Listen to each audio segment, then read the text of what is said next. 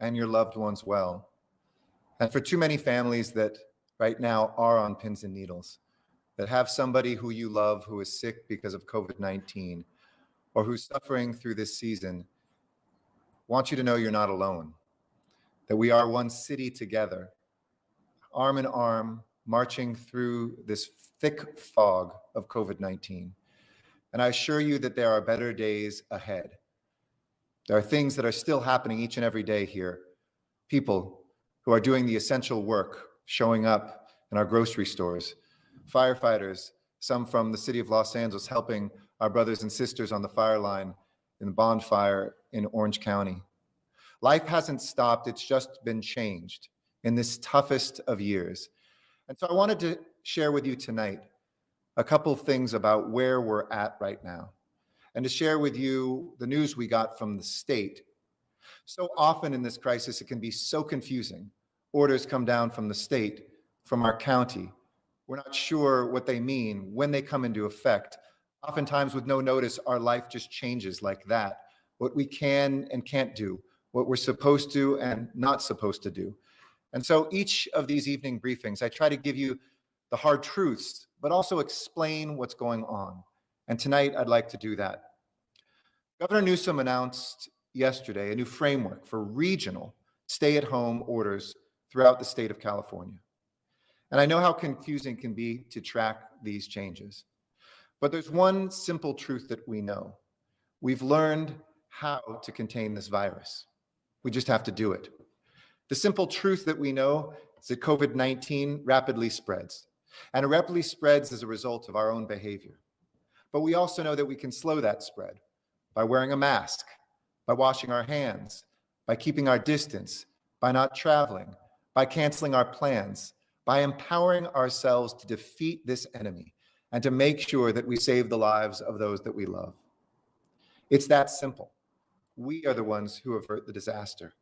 It's how we will protect our workers and our families, make sure that a nurse can show up for his next shift, make sure that somebody who's stocking the shelves so that we can eat doesn't get sick at the end of the day.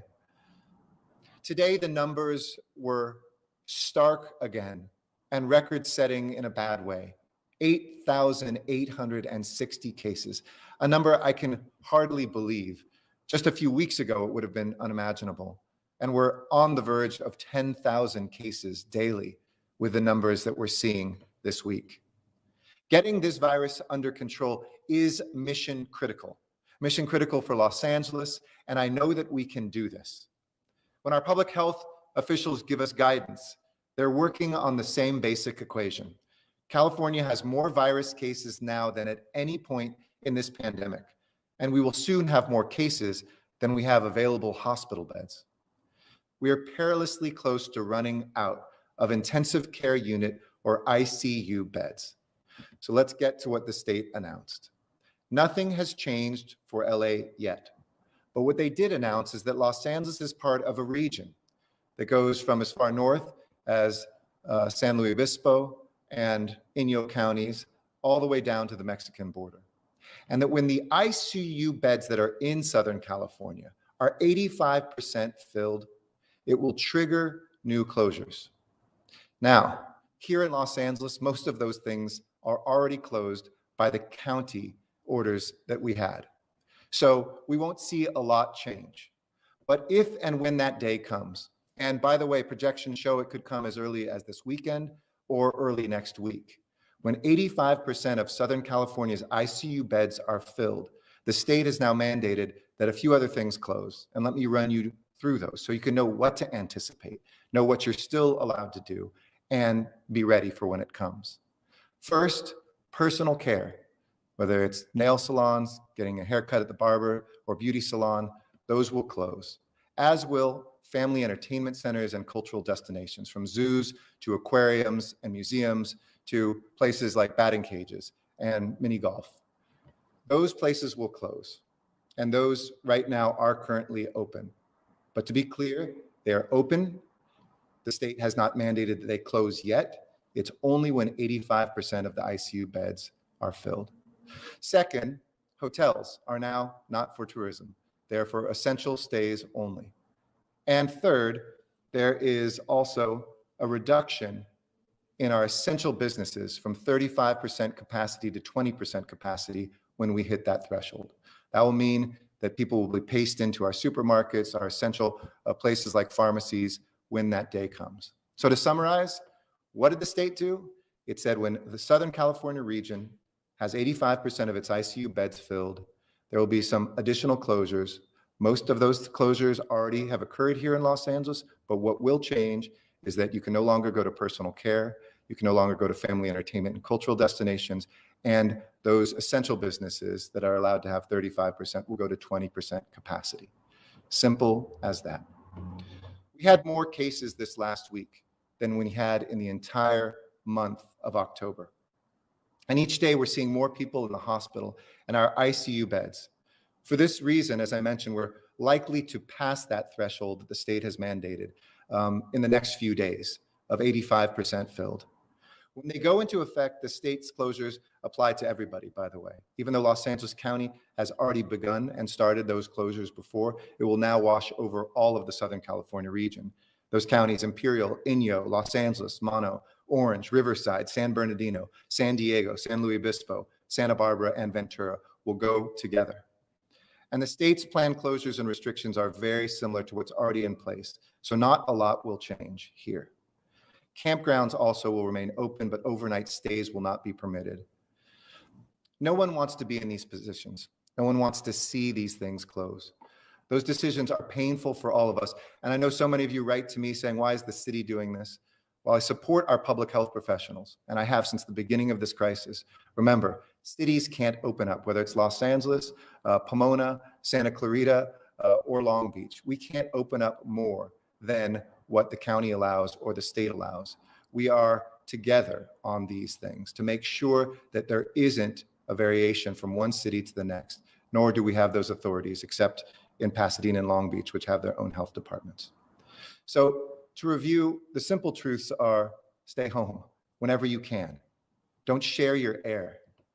Don't gather with others outside your household in this critical period, and just be smart and stay apart. This is a painful season to go through those things. We all want to be together. It's the holidays. This is a time when we get to take a pause usually and be with our loved ones and our family members. But know that the act of love is to not be with them, is to not go outside of our household, to keep our friends from being part of this spread, and yes, some of them from losing their lives.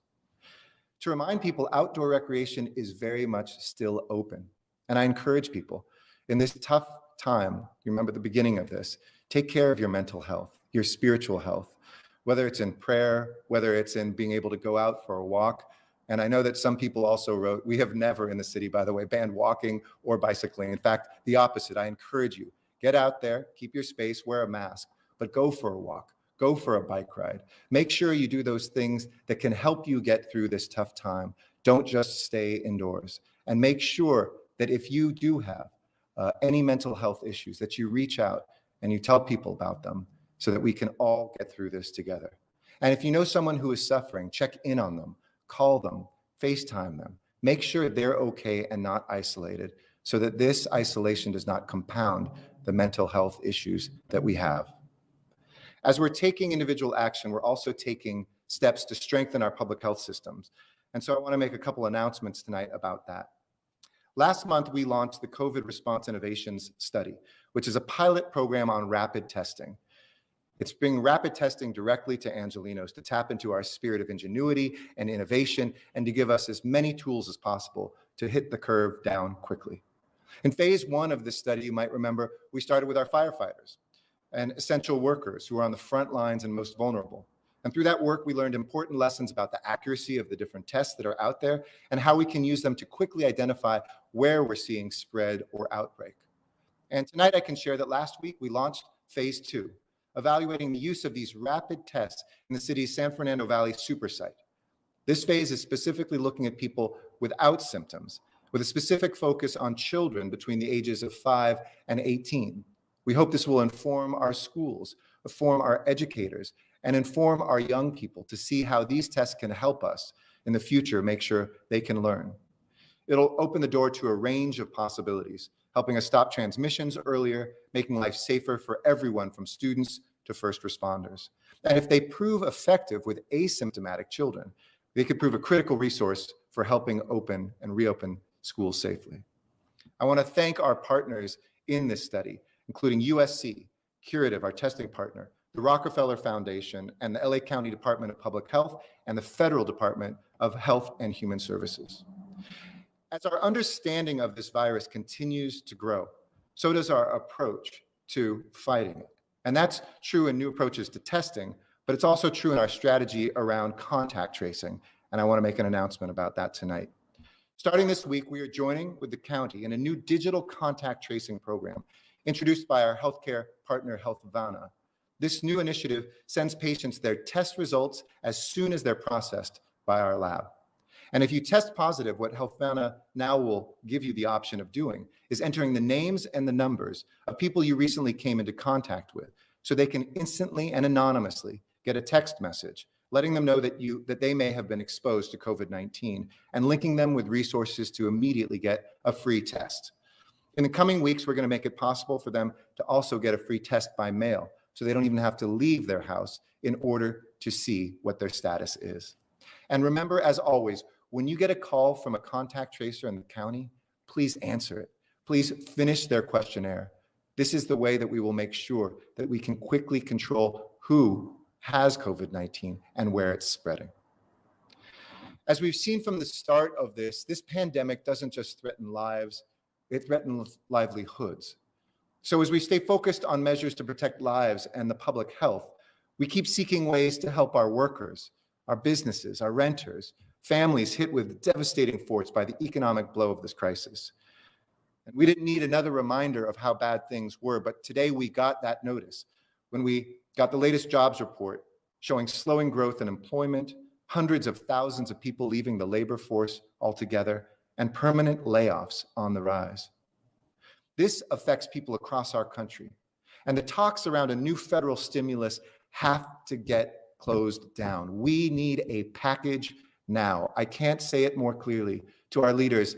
Please don't go home for the holidays before you take care of the American people. I'm heartened to see those conversations going. I'm heartened to hear the optimism Speaker Pelosi mentioned as well. The way that we've heard from the current administration and the incoming administration, the importance of getting something done. And there has to be aid in there for our schools, for our renters, for our public transit systems, and for our state and local governments on the front lines. There are glimmers of hope that something will finally get done in Congress, but we've never had the luxury here in LA of waiting for a cavalry to come. And that's why this week we announced the SERVE initiative, a new initiative that allows the delivery of one-time $800 stipends to thousands of restaurant workers who have faced the new closures of outdoor dining, and many of them have lost hours and jobs. I want to remind everybody about this again because the opening to apply for this starts on Monday at 9 o'clock.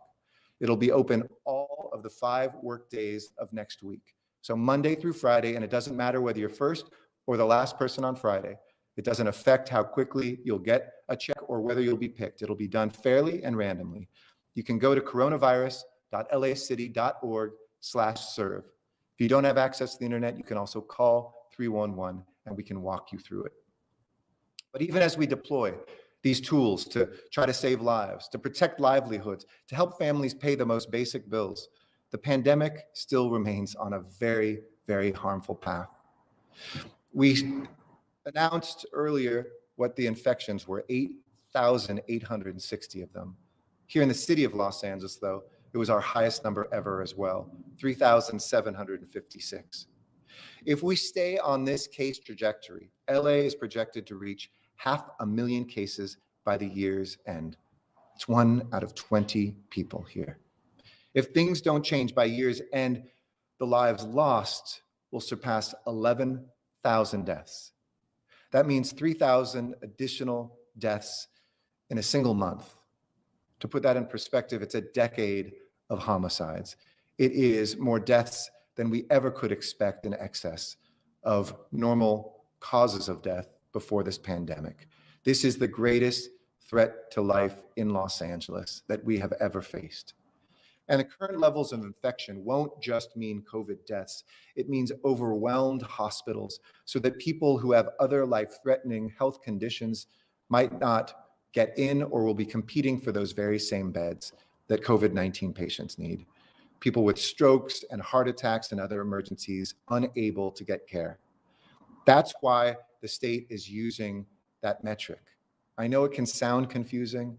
Everything isn't always consistent, but by looking at ICU beds, the state is saying, when we're out of those beds, we're going to be in real trouble. And so the triggers come as those beds fill up. And remember how this virus spreads. The CDC defines exposure as contact within 6 feet of someone for 15 minutes or more. There's just too much of that happening in Los Angeles. In fact, the CDC said if you're in a crowded household today, you should consider even wearing masks at home. This is just the CDC advice, but we know how to control this. Please do everything you can to control it.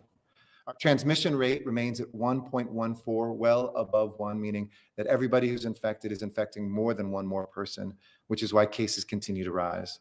We need to get that number down below 1. And right now, 2,769 people are hospitalized because of COVID-19, a 4% increase since yesterday. In 3 weeks, our hospitalizations have tripled. In the last week alone, we saw a 42% increase. And as I mentioned before in the previous briefing, at this rate, we'll be out of beds in 2 to 4 weeks. We have 644 patients from COVID-19 in the ICU who are severely sick and who are hanging on right now. This is a major increase since last month, and each day we're seeing these numbers increase. And while our local numbers remain critically important, the state's orders aren't, remember, triggered just by beds in LA. We're now tied to a region where we're facing massive shortages in some of our neighboring counties where they have not only no beds available, but also no staff available as well. COVID cases among healthcare workers are up 71%. Remember when we used to ring the cowbells, stop by the hospitals to thank the workers, yell out of our windows and applaud? Our healthcare workers need us. And I want them to know, and our lab technicians who are in basements turning out our tests, people who are coming in to clean our hospitals, to feed our patients, our doctors, our lab techs, everybody, that we see you. We see you. We know who you are, and we thank you. But let's also bring down COVID for them so that if we or somebody we love lands in a hospital, they're there to help. The county reported today 60 new deaths. We mourn each and every one of those lives with a name and a story and a family and a community that they leave behind. And we sadly expect this number to continue to rise. But massive deaths are not a foregone conclusion. It's in our hands. One critical tool in slowing those deaths is knowing your COVID-19 status. As of this week, we have now tested more than 2.56 million tests at city sites, far north of half of our city's population since the start of this pandemic. And our current positivity rate, remember when it was down to 3 and 4, is now at 14.85% in those testing centers. I committed to you just over a month ago that we'd expand testing capacity, and we've done it. And this coming week, we're going to do it again. We're seeing our tests fill up every single day, and wait times at the same time are down. Capacity is up, and we have the quickest turnaround times anywhere in the country, getting your test results back usually within 24 hours and by 36 hours. Today, we can test nearly 40,000 people a day, including the new sites that we have at San Fernando Park, which is a walk-up site, LAX, and additional mobile units. Tomorrow, mobile teams will be in the following locations: Avalon Boulevard and 103rd, the North Hollywood Metro Station, Baskin Robbins on West Lawson Avenue, LA Christian Center in El Sereno, and Cesar Chavez and Soto in Boyle Heights. If you want to know where any of those mobile testing sites are, the static ones, any of the other places you can get tested, more than 100 places, go to coronavirus.lacity.org/testing or call us at 311. If you think you've been exposed, get a test immediately. And remember, quarantine until you've received a negative result. And remember that that test result only captures that day the moment you took the test. If it comes back positive, remember that you have to isolate for 10 days from the time your symptoms first appeared and stay isolated for at least 24 hours after your last fever. The people that you've come into contact need to quarantine and then get a test at the end of their quarantine. All of these protocols are available at publichealth.lacounty.gov.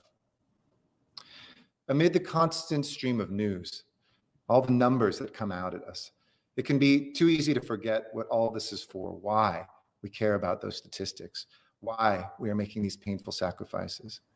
All of it is to preserve human life. The threat of COVID-19 is real. It's never been more dangerous, and the consequences are devastating. Here in our city family, the people that provide the services for this city, the folks who are out there, whether they're librarians or firefighters, people that work doing the most basic services that help our city function. We're feeling that aching emptiness as we mourn one of our own beloved members, Ever Linares, a father, a partner, a peacemaker. Guided by his own early experiences in gangs and violence, Ever devoted his days to making our city a city of angels and a place of peace. It was his mission to show young people across the city the power of faith, of hope, and of love in the face of violence and poverty. Through his organization, the Resilience Agency, Ever led a team of violence interrupters.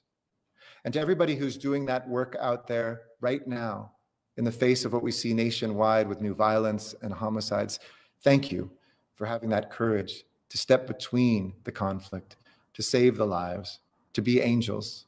And Ever was certainly one of them. He was somebody who mobilized people around him to build healthier communities. He connected youth with new opportunities to education and to jobs. For so many who were blessed to know him, he was so much more than a leader. He was a friend who saw the good, who saw the possibility in everyone, who never gave up on anybody he met. He was a partner and a guide on the walk to a better life. One of Ever's friends put it best. He didn't care where you came from. All he cared about was if you needed him, he was there for you. Lost, he'd show you the way. Scared, he'd give you the courage. Pained, he would help you to heal. That was the mission of his work, the meaning of his life.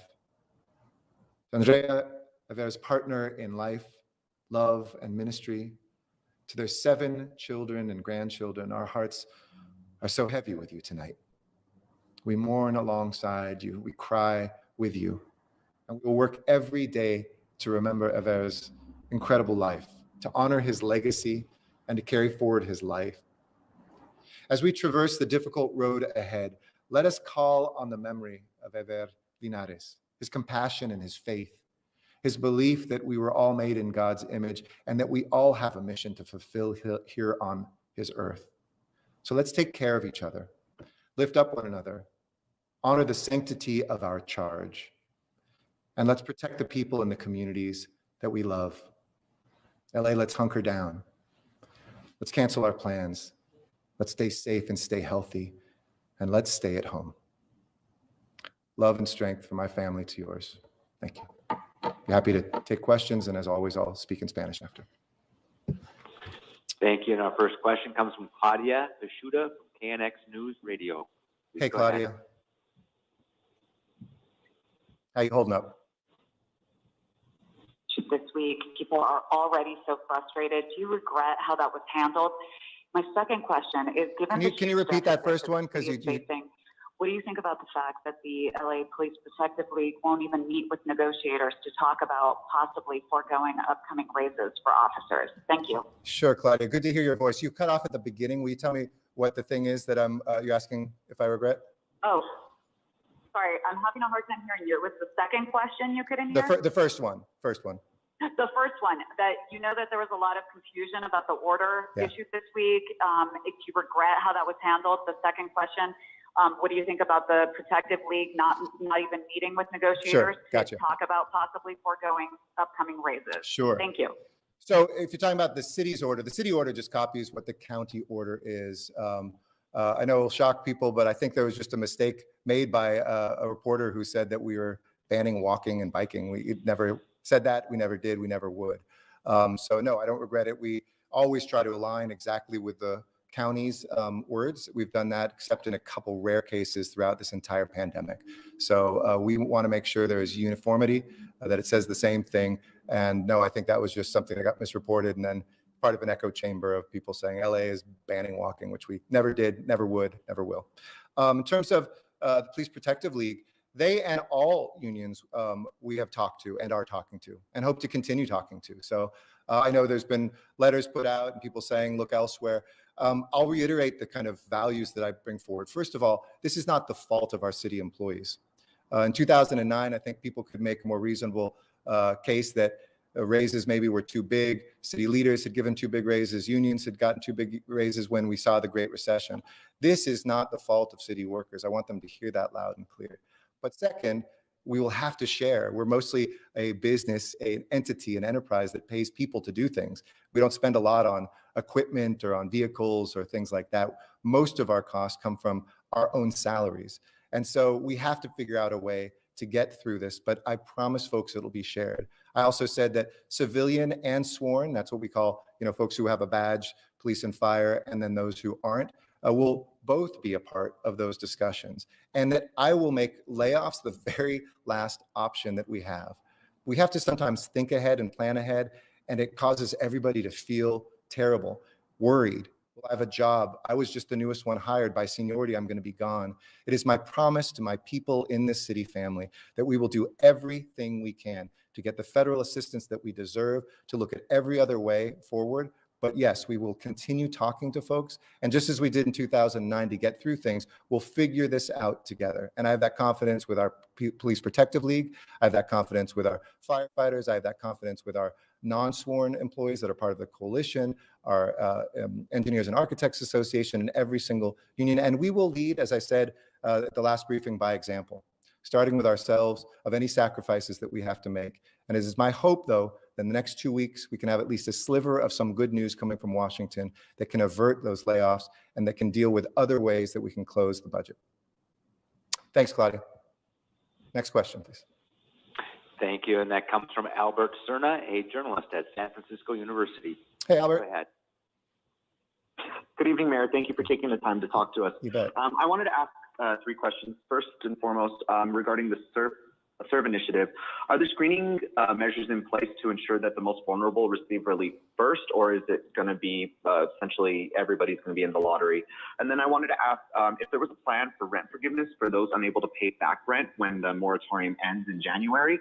And then finally, I wanted to know if and how your office has worked with the Department of Probation and Department of Public Health to ensure the safety of youth in juvenile detention facilities. Thank you. Sure. The last one isn't under our jurisdiction. We do work all the time of making sure that we have diversion program. Very proud that in some divisions we've been able to divert as much as 85% of what used to be juvenile arrests, but both of those are squarely under the county, so not under our jurisdiction. For rent forgiveness, obviously the city can't forgive the rent, but it is something that I'm in favor of, to be able to have federal legislation and state and federal assistance to essentially what some people call cancel rent or cancel mortgages, but to help our mom and pop owners and renters to be able to figure out a way to either pay off over time or even have forgiveness of some of their rent, as long as it doesn't come at the expense of mom and pop landlords losing their investment, losing in many cases their only livelihood, and it becoming corporatized. Today, with the mayor of Miami, Francis Suarez, we did a kind of announcement. There's a CNN op-ed that we wrote, to building on what we're seeing in other cities, a program to look at people's rental deposits as well, $45 billion, which just sit there in escrow accounts that can be tapped, should be able to be tapped to help renters and landlords to be able to pay for another month of rent. And in some cities, and we're exploring that here, we're able to then mandate that folks can get insurance that makes sure no landlord would ever lose that deposit. But in the meantime, that could be put to work paying for rent today. And so we're going to be exploring that here in Los Angeles as a way to help with that rent, as well as two other programs. Obviously, the $103 million that is rolling out as we speak, millions of dollars each day in direct rental assistance, and then the utility assistance program that we have too through our Department of Water and Power. Finally, the SERVE program, which is yet another one of our cash assistance programs, that is already for the most vulnerable. It's for folks that have lost hours or jobs. It's under a given income level, and as long as you qualify, it will be done for that vulnerable group with random, fair way, similar to what we did with Angelino cards, similar to what we've done with other programs. I will say this, for those who would want to go even deeper into trying to figure out stuff, you can't get money out quickly if you go too deep. There isn't the capacity. We've seen systems overwhelm and break down, but we are confident these are the vulnerable employees from the restaurant industry who were hard hit by the closures, and they will be able to get this assistance, $800 each. Thank you. I'm told that is the final question. Appreciate the questions, and thank you, Albert and Claudia as well. I'll turn now to Spanish. Thank you to everybody who's tuning out from the English side for being with us this evening. And thank you again for taking to heart just how strong these numbers are and how dangerous COVID is right now. Please have a good weekend. Stay safe and stay healthy.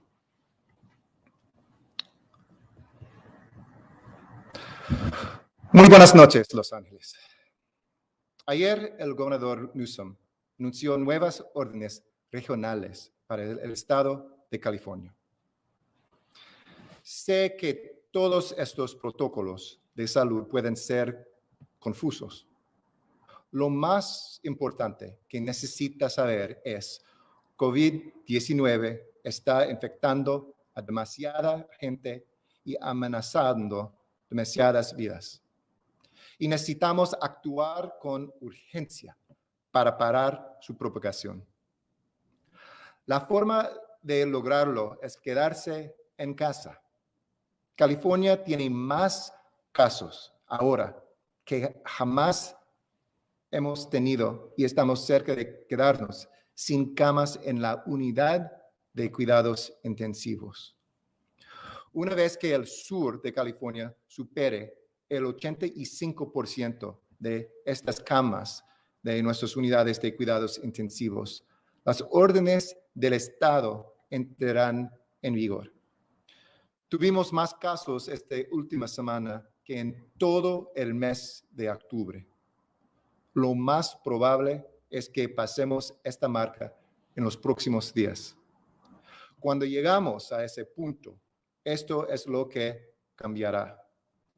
Los peluquerías, barberos, lugares de cuidado personal y centros de entrenamiento cerrarán. Y ya no se permitirá hacer camping por la noche. Los negocios minoristas, mercados y centros comerciales se limitarán a una capacidad del 20%. Y las oficinas y los hoteles podrán abrir solo para operaciones críticas y solo cuando el trabajo a distancia no es posible. Todos podemos ayudar a nuestros negocios y en la recuperación de nuestra economía con reducir las infecciones aquí en Los Ángeles. Quédese en casa lo más que pueda y no se reúna con otras fuera de su casa, por favor. También estamos fortaleciendo nuestros sistemas de salud pública. El mes pasado lanzamos un estudio para brindar las pruebas rápidas de COVID directamente a los angelinos. Esta semana lanzamos la segunda fase para evaluar el uso de estas pruebas en niños sin síntomas en el sitio en el Valle de San Fernando. Si vemos logros con niños asintomáticos, estas pruebas pueden ayudarnos a reabrir las escuelas. Además, empezando esta semana, juntos con el condado y Healthvana, empezamos un programa piloto de rastreo de contactos digitales. Si obtiene un resultado positivo, Healthvana le enviará un mensaje de forma anónima a las personas con las que haya estado en contacto, avisando que pueden haber sido expuestos a COVID-19. Como hemos visto desde el principio, esta pandemia ha amenazado tanto las vidas como los medios de vida. Y necesitamos de ayuda federal para nuestras empresas y negocios locales. Este es crítico y espero que nuestros líderes en Washington trabajarán muy duro antes de las fiestas a regresar a sus hogares con la ayuda para la gente de los Estados Unidos. Hoy le envié una carta a los senadores liderando el cargo sobre el esfuerzo bipartidista para el alivio del coronavirus. Mientras esperamos que tomen acción en Washington, tomamos acción aquí. Esta semana anunciamos SERVE, un nuevo programa que le dará $800 a miles de trabajadores de restaurantes. Las aplicaciones se abren este lunes a las 9 de la mañana. Permanecerán abiertas durante 5 días, hasta viernes. Para más información, visite nuestro sitio de internet coronavirus.lacity.org/serve, SERVE. Los datos de hoy nos muestran que la pandemia sigue en un camino peligroso aquí en Los Ángeles. En nuestro condado tuvimos un nuevo récord, 8,860 nuevas infecciones. Estas noticias son muy malas. Entre ellos, 3,756 están en la ciudad de Los Ángeles. Si nos mantenemos en esta trayectoria, se proyecta que Los Ángeles alcanzará 500,000 de casos totales de COVID-19 para finales de año. Y si las cosas no cambian, para finales de año podemos llegar a perder un total de 11,401 vidas en el condado de Los Ángeles. La tasa de transmisión ha bajado un poco desde la semana pasada y ahora es 1.14. Necesitamos bajar ese número por debajo de 1. Y en nuestros hospitales, un nuevo récord, desafortunadamente, 2,769 personas están hospitalizadas por COVID-19. En el condado hay 433 camas disponibles. En 3 semanas, nuestras hospitalizaciones se han duplicado. A este ritmo, nos quedaremos sin camas en los hospitales de Los Ángeles en los próximos 2 a 4 semanas. El condado reportó 60 nuevas muertes de miembros de nuestras familias hoy. Pero esta cifra es un indicador de retraso. Tristemente esperamos que las muertes aumentarán dramáticamente. Saber si es positivo o negativo con COVID es una parte esencial de protegerse y a otros. Hemos hecho 2.56 millones de pruebas en los sitios de prueba de la ciudad desde el comienzo de esta pandemia. Y gracias a todos los trabajadores, los bomberos, voluntarios que son parte de este sistema, que han dado pruebas a más de 50% de nuestra población. Mañana tenemos equipos de pruebas móviles en Avalon Boulevard y la calle 103, las estaciones de metro de North Hollywood, Baskin Robbins en la avenida West Slauson y la iglesia LA Christian. Si piensa que ha sido expuesto, hágase la prueba pronto y espere un resultado negativo. Si sale positivo, quédese en cuarentena durante por lo menos 10 días. Para entender los protocolos de cuarentena, mejor visite la página publichealth.lacounty.gov. Les recuerdo otra vez que la razón por la cual estamos haciendo estos sacrificios es para proteger la vida. Hoy lloramos por el fallecimiento de Ever Linares, padre, esposo, pareja y pacificador, quien se dedicó a empoderar a los jóvenes con esperanza y amor a través de su organización Resilience Agency. Lloramos con su familia y haremos el esfuerzo todos los días de continuar su legado. Cuidémonos en uno al otro y a las personas y las comunidades que amamos. Cancele sus planes y manténganse seguro y sano y quédense en casa. Fuerza y amor, Los Ángeles. Ten un buen fin de semana. Good night.